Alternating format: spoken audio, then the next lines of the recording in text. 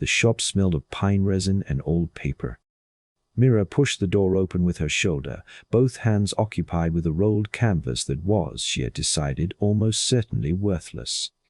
I was told you buy maps. I buy accurate maps. The old man replied. He set down his pen. There is a difference.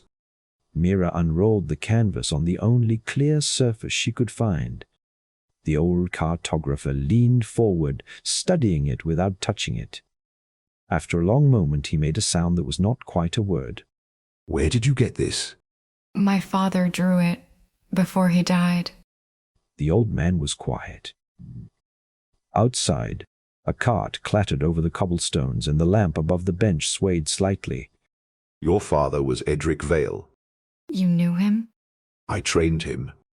He straightened up and looked at her properly for the first time. My name is Aldous, and this map, he said, tapping the corner of the canvas, is not worthless, but it is also not finished. What do you mean not finished? I mean there is a second sheet. Aldous moved to the shelves behind him and produced, after a moment's searching, a second rolled canvas. Smaller, older, its edges browned. He laid it beside hers. The two fit together like halves of a broken plate. He left it with me 20 years ago. Aldous said. He told me a girl would come for it.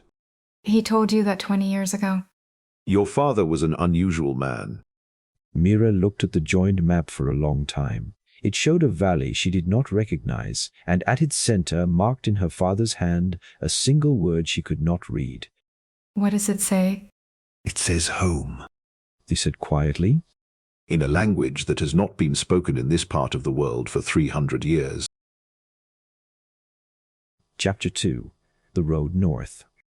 They left before dawn, which had been Aldous's idea, and which Mira already regretted. The old cartographer walked faster than she had expected, his pack neat and minimal, his boots well worn. How far? 4 days if the weather holds. And if it doesn't?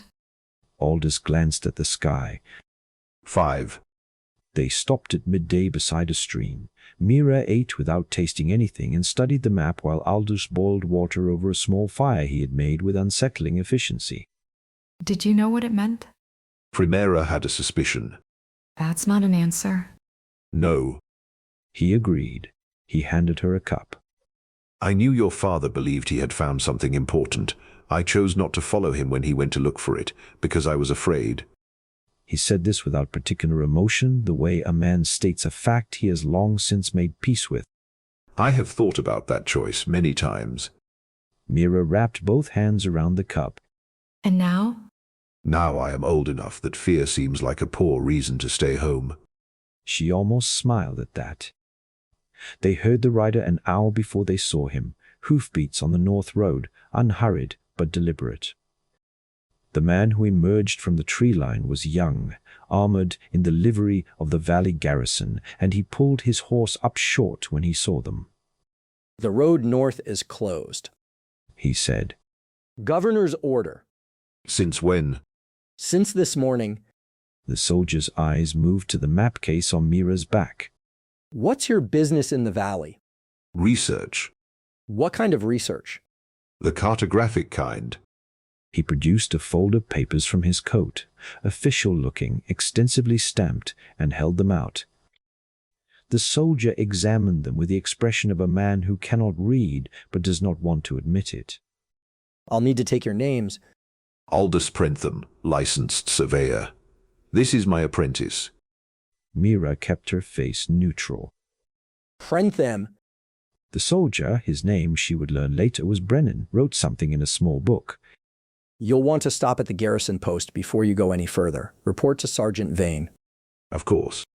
Aldous said pleasantly. They watched Brennan ride south until the sound of hooves faded.